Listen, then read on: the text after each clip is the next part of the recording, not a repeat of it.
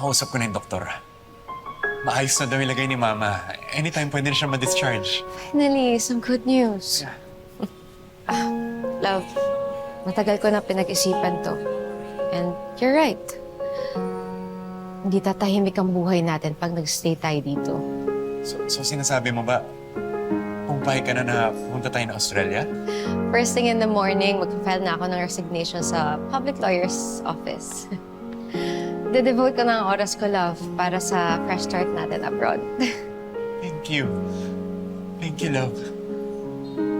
You have no idea how much this means to me.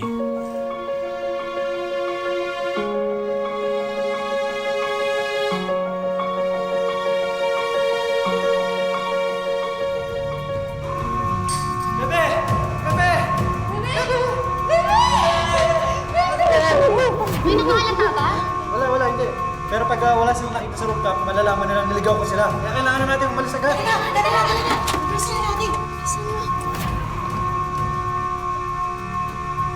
Hoy, tigil! Sabi ko na nagsisinungaling ka eh. Kayo, bumalik na kayo sa kwarto nyo kung ayaw nyo gamitin ko sa inyo to. Teka. Bumalik kayo doon, hindi kayo pwede tumakas. Okay, babalik tayo ng lahat. Halika na. Uy!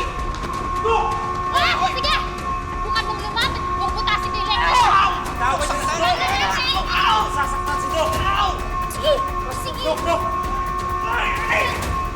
Lumapit ko sa Doc! Ginagawa ko!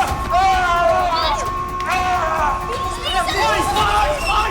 Bakit?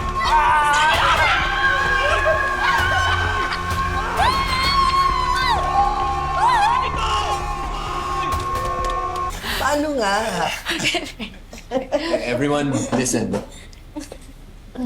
Bukod sa pwede nang umuwi si Mama, may isa pa kaming good news para sa inyo. Kuya, ano yun?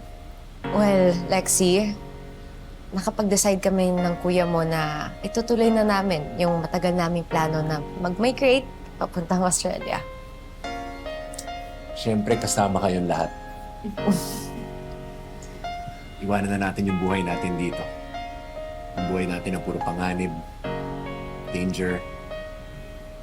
Pupunta na tayo sa Australia, kung saan magiging tahimik na yung buhay natin.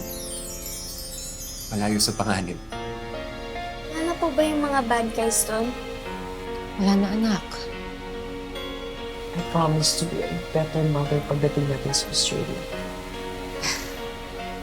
Babawi ako sa inyo. Lalong-lalo na sa iyong balansa.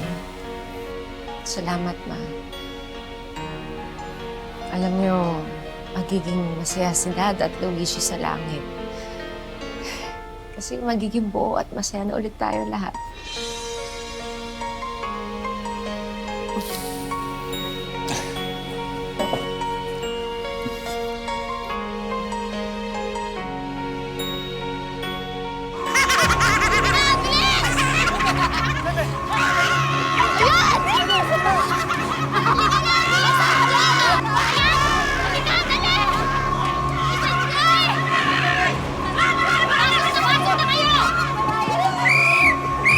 Bakit dyan? O bakit dyan? Bert!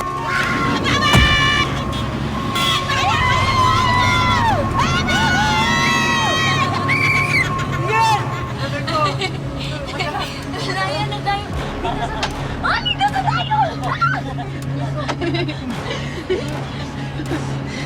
Wala na sila. Wala na umabot sa atin!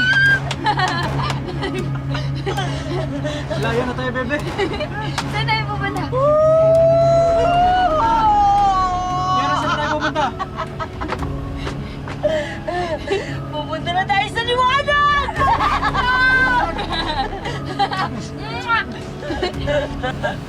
Hello, kailangan ko ng tulong mo. Ikaw lang yung taong malalapitan ko. Kailangan ko ng tulong mo.